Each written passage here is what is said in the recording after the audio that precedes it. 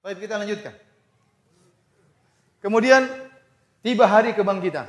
Hari kebangkitan disebutkan ada khilaf di kalangan para ulama. Apakah ada nafkhatain atau salasa nafkhat? Apakah ada 2 kali tiupan sangkakala atau 3 kali tiupan sangkakala? Taruhlah kita katakan 3 tiupan sangkakala. Yang pertama nafkhatul ula, tiupan sangkakala pertama, ya. Tiupan pertama yang disebut dengan nafkhatul faza.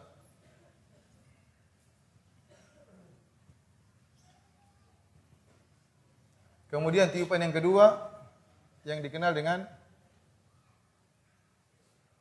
nafkhatu as-sa'ab. Kemudian yang ketiga baru namanya al-ba'ats. Nafkhatul ba'ats.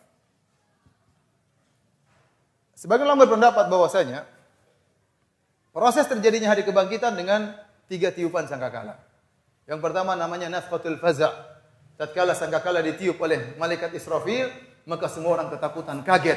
Pertanda akan terjadi perubahan di alam semesta ini. Wa yauma yunfakhu fis sur. Fa fazi'a man fis samawati wa man fil ardi illa man syaa Allah wa kullun atauhu dakhirin. Kata Allah Subhanahu wa taala, tatkala hari ditiupkan sangkakala, maka semua yang di langit dan di bumi ketakutan luar biasa, kecuali yang dikecualikan oleh Allah Subhanahu wa taala. Dan semua akan datang kepada Allah dalam kondisi rendah dan hina. Ya.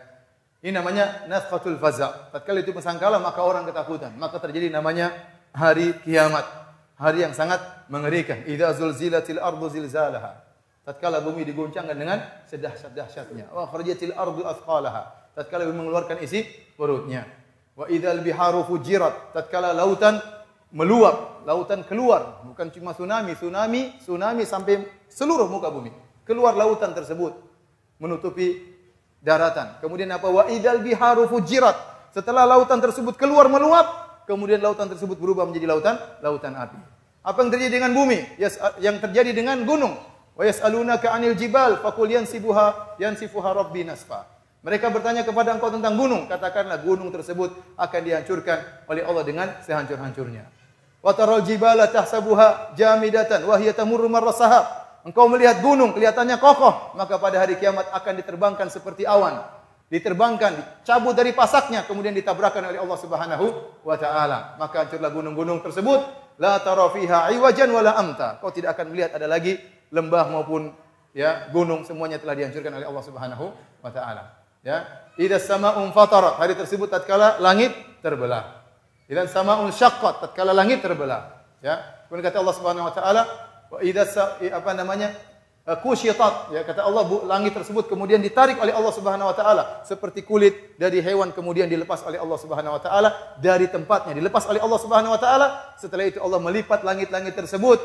Ya, was samawati matwiyatun bi yaminih.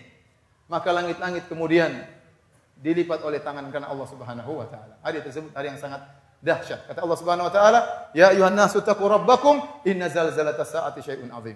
Wahai manusia sekalian, takutlah kepada Rabb kalian. Sungguh gempa yang terjadi pada hari kiamat sangatlah dahsyat. Kita tidak berbicara gempa dunia yang sungguh mengerikan, yang sangat menakutkan. Kita bicara tentang gempa yang sangat dahsyat, jauh lebih dahsyat daripada apa yang kita alami di dunia ini. Itu gempa tatkala hari kiamat. Sampai kata Allah Subhanahu wa taala, "Yauma tarawunaha." Tatkala kalian melihat hari tersebut, tadhalu kullu murdi'atin amma arda'at. Wanita yang sedang menyusui anaknya tidak akan dia pedulikan dengan anaknya. Ini gambaran bagaimana seorang ibu sangat sayang kepada anaknya dan dia sedang menyusui anaknya. Namun tatkala tiba hari tersebut, dia tidak akan pedulikan anaknya. Wa taran nasa sukara wa ma hum bisukara. Engkau melihat orang berjalan seperti orang mabuk namun mereka tidak mabuk.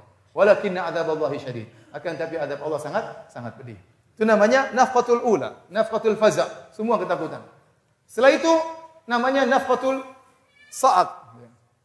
Wa nufikha fis sur. Fa sa'iqa man fis samawati man fil ardi illa man syaa Allah. Maka ditiupkan kedua kali oleh malaikat Israfil sangkakala tersebut. Maka semua yang ada di langit dan di bumi semuanya tewas, semuanya mati, kecuali yang dikecualikan oleh Allah Subhanahu wa taala. Ada yang bilang malaikat Jibril tidak ikut mati. Ada yang mengatakan hamalatul arsy yang memikul ya arsy Allah tidak mati. Ada yang mengatakan malaikat Israfil juga tidak mati. Ada yang mengatakan malaikat Israfil setelah meniup dia juga mati. namun Allah menghidupkan dia kembali. Maka semuanya akan tewas. Kemudian setelah itu baru kemudian nafkhatul ba'ats. Kata Allah Subhanahu wa taala, yaitu tiupan untuk membangkitkan manusia. Tsumma nufikha fihi ukhra fa idzahum qiyamun yanzurun. Kemudian ditiupkan sangkakala yang berikutnya, tiba-tiba manusia bangkit dari kuburan mereka sambil menunggu kedatangan Allah Subhanahu wa taala, ya. Ini yang disebut dengan hari kebangkitan.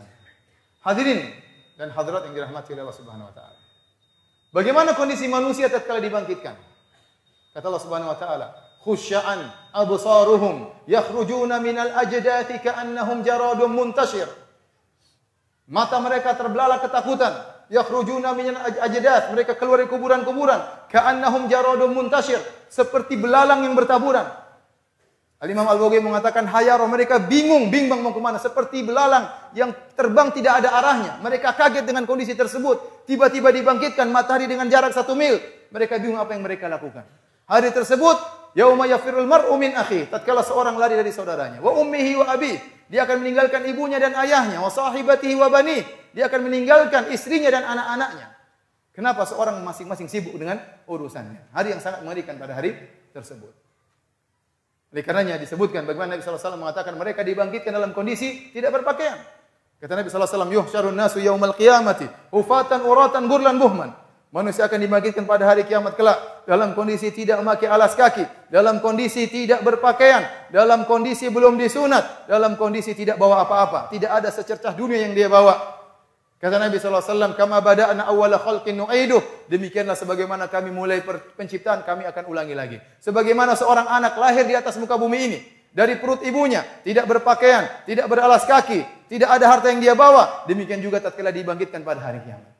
Jangankan dibangkitkan pada hari kiamat. Tatkala seorang dikubur, apa yang dia bawa? Tidak ada yang dia bawa.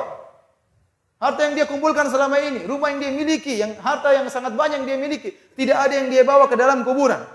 Sampai-sampai kalau orang meninggal di Arab Saudi, meskipun dia kaya raya, meskipun dia punya hotel, meskipun dia punya kebun-kebun yang banyak, kalau dia meninggal dunia, tidak ada harta yang dia bawa untuk dirinya. Kenapa? Kain kafannya gratis, proses penyelenggaraan jenazah gratis.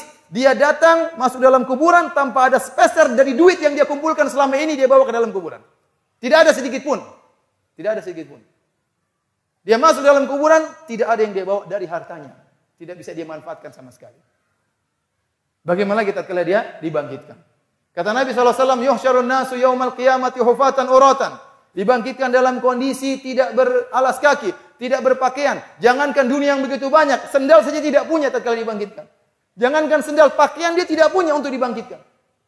Semua yang dia miliki dia tinggalkan, jabatan, kehebatan, kekuasaan, semua dia tinggalkan. Dia bangkitkan dalam kondisi demikian. Tidak ada jabatan tatkala di akhirat kecuali 2, penghuni surga atau penghuni neraka. Semua jabatan ditinggalkan. Limanil mulkul yaum. Milik siapa kerajaan pada hari tersebut? Lillahil wahidil qahar. Hanya milik Allah Subhanahu wa taala. Malik yaumiddin, yang menguasai hari pembalasan. Tidak ada yang bisa sombong pada hari tersebut dengan kekuasaannya, dengan kekayaannya. Maka manusia dibangkitkan dalam kondisi sangat mengenaskan, tidak memiliki apa-apa yang dia kumpulkan selama ini di atas muka bumi. Oleh karena para hadirin yang dirahmati Allah Subhanahu wa taala. Seorang hati-hati di atas muka bumi ini. Boleh dia kumpulkan hartanya, boleh dia bersenang-senang, tapi dia harus punya simpanan untuk akhiratnya. Karena apa yang dia kumpulkan akan dia tinggalkan. Semuanya tidak ada yang dia bawa dalam kuburannya, apalagi dia bangkit dengan membawa harta tersebut, tidak sepeser pun yang akan dia bawa.